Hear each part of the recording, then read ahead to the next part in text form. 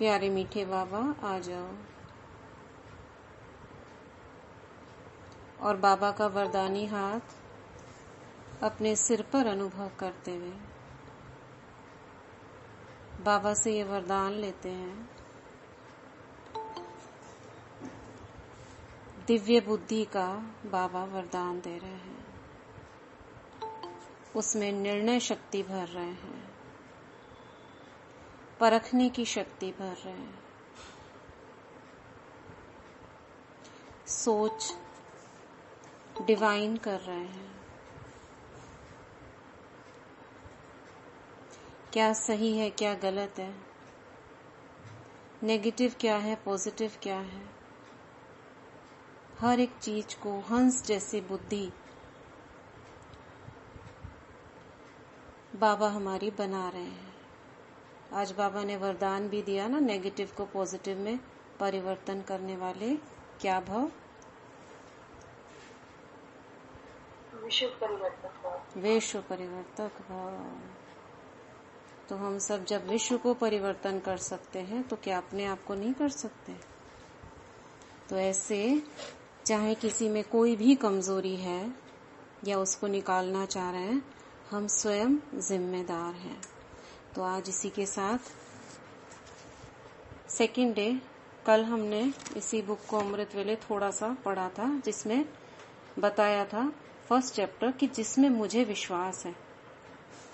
तो उसमें था कि कुछ विचार हम ऐसे करते हैं और कोई विचार कोई दूसरे तरीके से करता है। उन दोनों विचारों का प्रभाव हमारे शरीर पर, मनोस्थिति पर अलग अलग पड़ता है, जिसमें पूरा ब्रह्मांड हमारे साथ होता है। वो तथास्तु करता रहता है, मतलब जो आप सोच रहे हो उसको वो ब्रह्मांड में फैलाता रहता है। चाहे आप अच्छा करें तो अच्छा आएगा, बुरा करें तो बुरा आएगा। तो हम आगे पढ़ते हैं। जब हम बड़े हो जाते हैं तो अपनी प्रवृत्ति के अनुसार प्रारंभिक जीवन के भावनात्मक वातावरण का पुनर्सृजन करते हैं।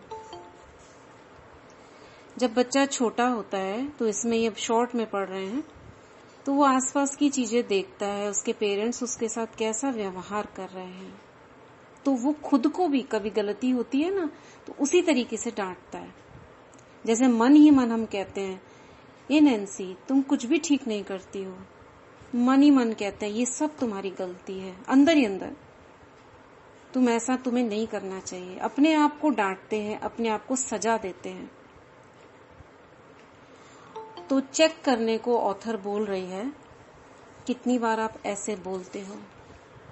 फिर भी इसके लिए हम अपने माता पिता को दोषी नहीं ठहराएंगे कि हाँ हमारे माता पिता ने हमारे साथ ऐसा व्यवहार किया, इसीलिए मैं खुद से ऐसा कर रही हूँ। तो हमने क्या करा, दोषी ठहरा के छुट्टी कर ली। लेकिन नहीं,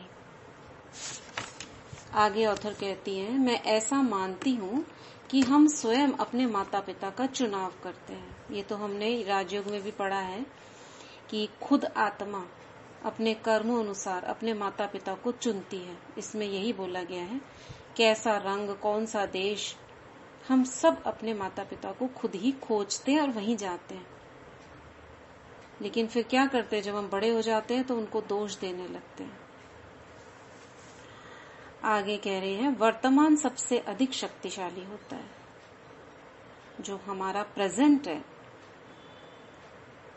ये सबसे अधिक शक्तिशाली है। तो कह रही हैं ये, आज तक जीवन में आपने जिन घटनाओं का अनुभव किया है वह सभी आपके अतीत से जुड़े विचारों और आस्थाओं से बने हैं, है ना। जो ड्रामा में हम चल रहे हैं, जो आज हमारे विचार हैं, वो प्रभावित किससे हैं, पहले वाले विचारों से। कैसे, जो ऊर्जा है उन विचारों की और जो संकल्प आत्मा में समाये हुए हैं, वो उन संकल्पों को इमर्ज करते हैं, जैसे एक तरह से पंच करते हैं उनको। यही वाला संकल्प उठेगा, क्योंकि पहले वाले जो संकल्प थे वो उसके जैसे हैं। लॉ ऑफ अट्रैक्शन इसमें भी काम कर रहा है। वे उन विचारों और शब्दों से बने थे जिन्हें आप कल, पिछले सप्ताह, पिछले माह, पिछले वर्ष आपकी आयु के अनुसार या अधिक वर्षों के दौरान इस्तेमाल किया गया था, या पिछले जन्म, इसमें पिछला जन्म नहीं लिखा, या पिछला जन्म। फिर भी ऑथर क्या कह रही है, फिर भी वो आपका अतीत है, बीत चुका, यानी बाबा कहते हैं ना पास्ट इज पास्ट। हर पल में महत्वपूर्ण यह पल है जिसमें कि आप अभी क्या सोचना, क्या विश्वास करना और कहना चाहते हैं, क्योंकि ये विचार और शब्द आपका भविष्य निर्धारण करेंगे। जो पिछला था वो अब तक हमने महसूस करा, और जो अब करेंगे वो आगे हम महसूस करेंगे। तो वर्तमान क्षण ही आपकी ताकत है, और यही आपके कल, अगला सप्ताह, माह, वर्ष और आगे के अनुभवों का आधार है। तो आप ध्यान दे सकते हैं कि इस क्षण में आप क्या सोच रहे हैं। 10 सेकंड के लिए जरा रीड करें अपने थॉट्स को, क्या चल रहा है। और आप सब तो ब्राह्मण हो तो अच्छा ही चलता होगा।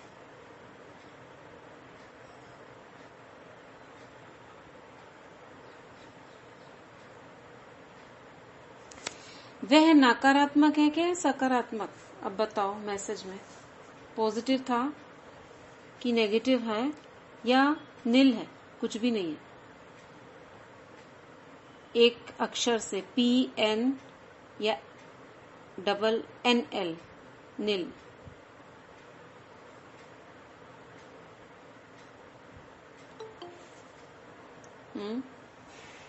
नील। अच्छा, और पॉजिटिव।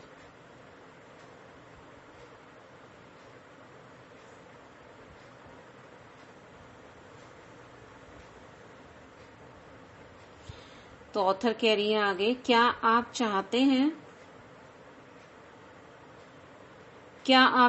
हैं कि यह विचार आपका भविष्य तय करे? बस ध्यान दें और सजग हो जाएं। यानी वो ध्यान खिंचाना चाह रही है, जो हमारा प्रेजेंट का थॉट है यही आगे हमारा भविष्य निर्धारित करेगा। हम केवल विचारों के साथ व्यवहार करते हैं और विचार बदले जा सकते हैं। कितना पॉजिटिव है। इसमें कोई फर्क नहीं पड़ता कि समस्या क्या है। हमारे अनुभव अपने विषय अंदरूनी विचारों के बाहरी प्रमाण हैं। जो हम अनुभव करते हैं ना, कुछ भी हमारे जीवन में भी अनुभव होता है, कोई समस्या या अच्छा अनुभव, वो हमारे अंदर के विचारों का बाहरी परिणाम है, यानी प्रोजेक्शन। जैसे प्रोजेक्टर्स होते हैं ना, उसमें पीछे स्लाइड लगाई होती है और वो फोकस डालते हैं सामने पर्दे पर, वो चित्र उभरता है। सभी ने देखा है ना। तो कहां से आ रहा है वो?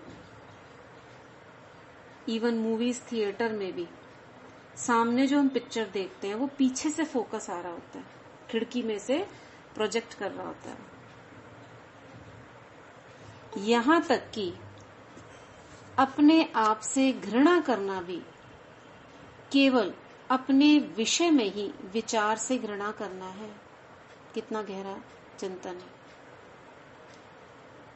हम सब तो नहीं करते, दुनिया वाले करते हैं। तो उस हिसाब से ये किताब है कि जो लोग अपने आप से नफरत करते हैं ना, मुझसे कुछ ठीक नहीं होता है, मैं तो बिल्कुल बुद्धू हूँ, मुझे कुछ नहीं आता है। बहुत लोग ऐसे अपने आप से करते हैं और डिप्रेशन में चले जाते हैं। तो ये जो अपने आप से घृणा करना है ना, ये खुद के विचार से घृणा करना है। ओम शांति दीदी। हाँ दीदी, जो लौकिक में ना देवरानी है ना, तो मतलब उनके भाई ना बहुत पढ़े लिखे थे, परंतु उनके मन में ना यही चलता था, मैं कुछ काम करना ही हूँ, मैं कुछ नहीं कर सकता। और दीदी उन्होंने ना फिर आत्महत्या कर ली, तालाब में डूब गए।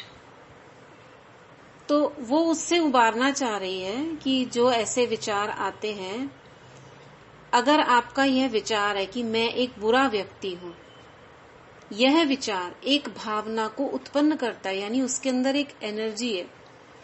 जैसे बाबा के शब्दों में ऊर्जा होती है ना, कि मैं शक्तिशाली हूं, तो इस विचार में ऊर्जा है। ऐसे ही जो नेगेटिव वर्ड्स हैं, उन विचारों, वो भी विचार एक ऊर्जा लेकर चल रहे हैं। तो अगर ऐसा विचार है कि मैं बुरा हूं, तो उसमें एक भावना यानी कि एक इमोशन निकल रहा है और आप उस भावना के वश हो जाते हैं। लेकिन यदि आपका यह विचार न हो तो यह भावना भी नहीं होगी और विचारों को बदला जा सकता है। विचार को बदले तो ये भावना समाप्त हो जाएगी।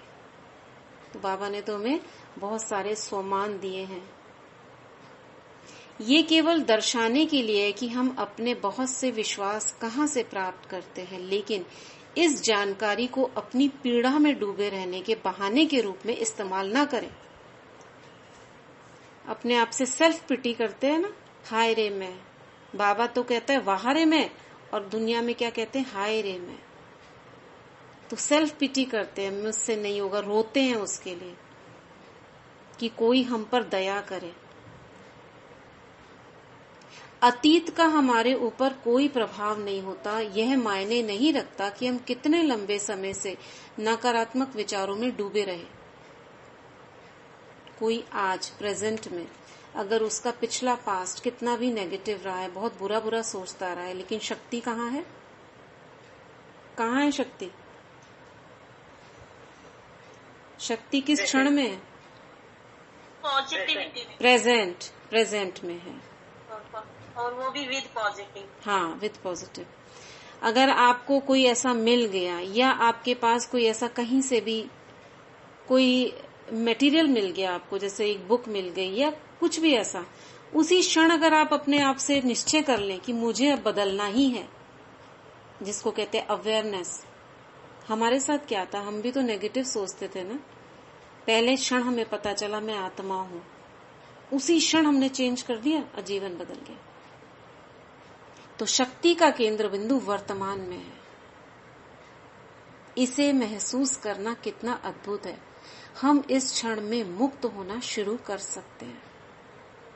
आगे ऑथर कह रही है, मानो या ना मानो हम स्वयं अपने विचारों को चुनते हैं। इसको छोड़ देते हैं, डिटेल क्या है।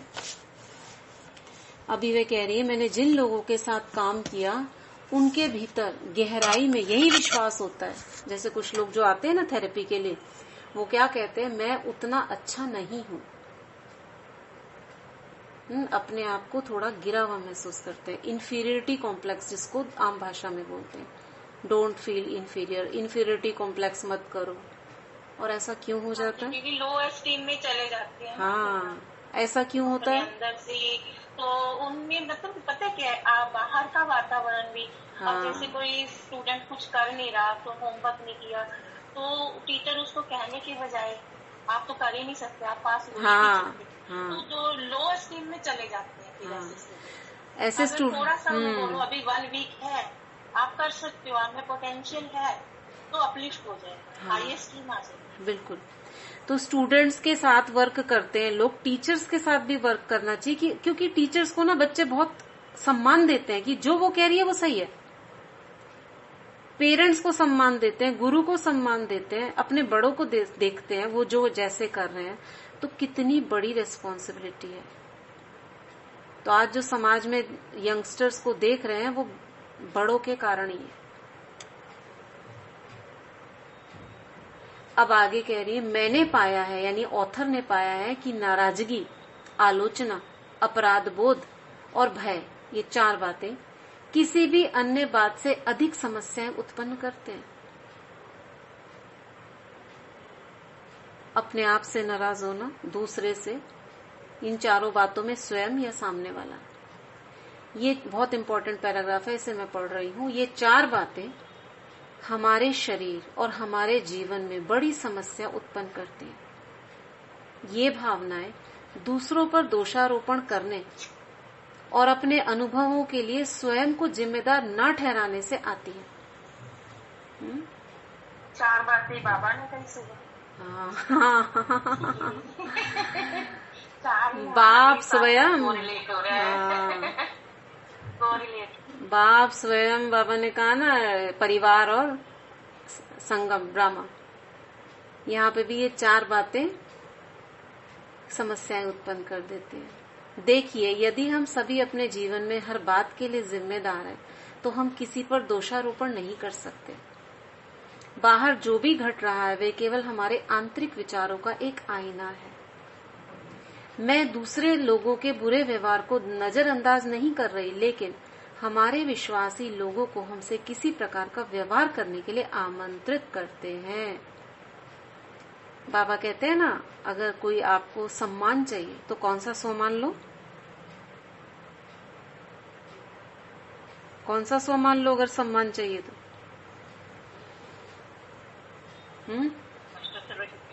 मैं इष्ट देवी हूँ। नहीं, और मैं विशेष आत्मा हूँ, मुझे आमंत्रित किया गया है। इष्ट देवी भी ठीक है, इष्ट देवी भी ठीक है, लेकिन मैं महान आत्मा हूँ, मैं श्रेष्ठ आत्मा हूँ। तो जो लोगों को जैसे डिप्रेशन में होते हैं, सूरज भाई बोलते हैं ना 108 बार रोज रात को लिखो मैं महान आत्मा हूँ। क्यों? क्योंकि बहुत अपने प्रति लो एस्टीम में चले गए।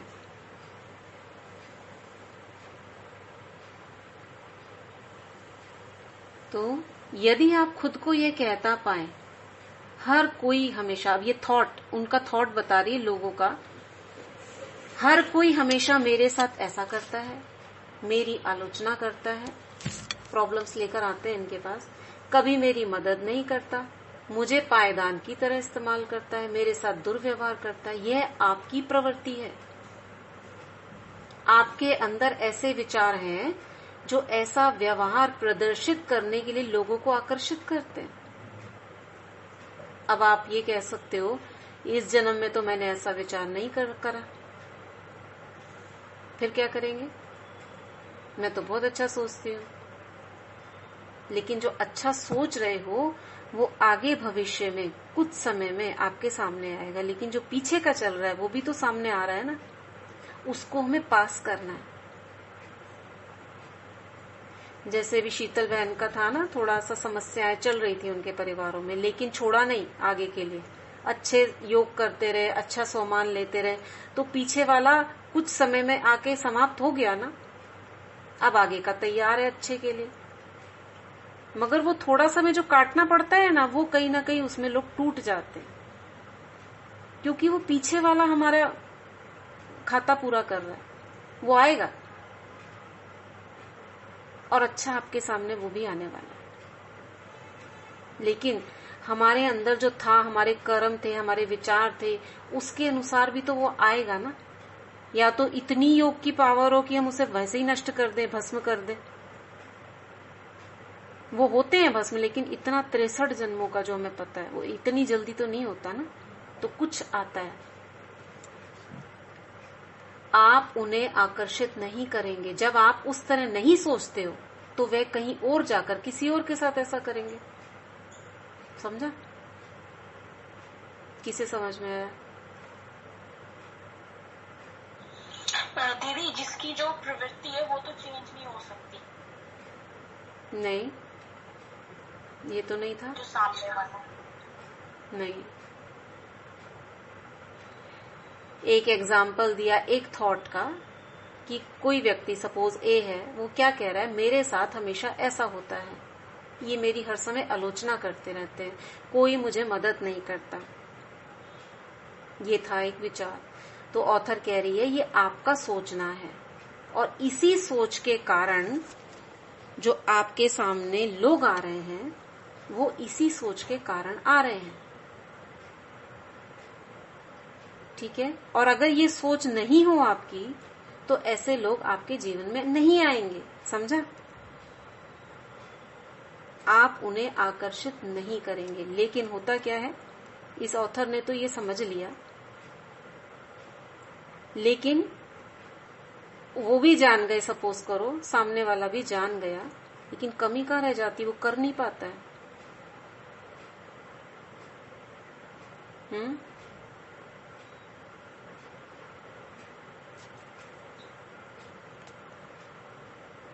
जो हम सोचते हैं दीदी वही रिफ्लेक्ट होता है और वही यूनिवर्स से फिर वापस आ जाता है। वो तो ठीक है, वो बात समझ में आ गई, लेकिन अभी पता चल गया ऐसा हो रहा है, हमने सोचना भी बंद करना चाहते हैं हम, उसके लिए एफर्मेशंस दिए जाते हैं आम लोगों को इसको रिपीट करते रहो। हमें तो बाबा का ज्ञान मिल गया ना, तो मुरली पढ़ते हैं और चीजें करते हैं पॉजिटिवली। जो साधारण लोग होते हैं उनको कुछ समय के लिए उनको छोटे छोटे एफर्मेशन देते हैं, मैं बहुत अच्छा हूँ, मेरे साथ सब कुछ अच्छा होगा, मैं सबको क्षमा करता हूँ, सबको थैंक यू करने वाला ये एफर्मेशन देते हैं।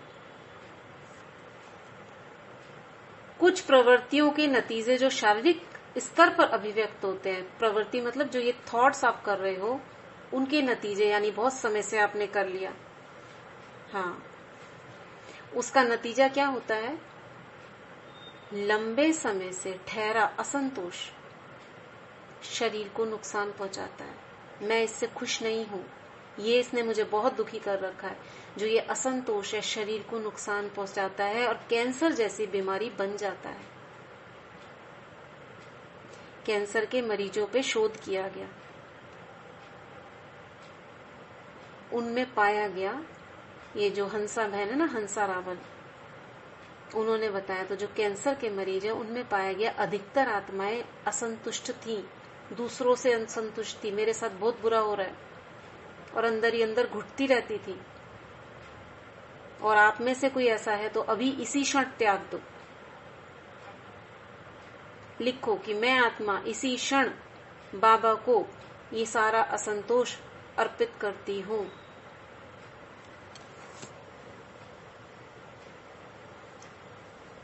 क्योंकि ऐसा कहने से अंदर से सब निकलता है बाहर।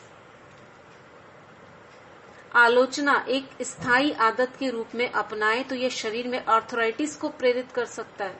किसी की आप बुराई करते रहे, खुद की करें। कहते हैं ना लोग, अपने बारे में भी बोलते रहते हैं कुछ ना कुछ, मेरी तो आदत ही ऐसी है, मुझसे कुछ होता ही नहीं है, मैं भूल जाती हूँ सब कुछ, मुझ में बहुत गुस्सा है, ऐसे ऐसे बोलते हैं। अपराध बोध हमेशा सजा की तलाश करता है। यदि हम अपने प्रति गिल्टी फीलिंग, तो अगर आप गिल्टी हो, आपने गलती की है तो सजा मिलेगी। तो जो ये थॉट है अपराध बोध वाले, ये सजा ढूंढते, क्या सजा दी जाए अब तुमको। शरीर सजा देने के लिए तैयार रहता है, सजा से पीड़ा होती है। तो जब कोई ग्राहक उसके पास, ऑथर के पास आता है, तो वो जानती है कि उसमें बहुत सारा अपराध है। भय और उसके कारण उत्पन्न होने वाला तनाव क्या करता है? डर और अपराध बोध, गंजापन, अल्सर और यहां तक कि पैरों में दर्द को जन्म दे देता है।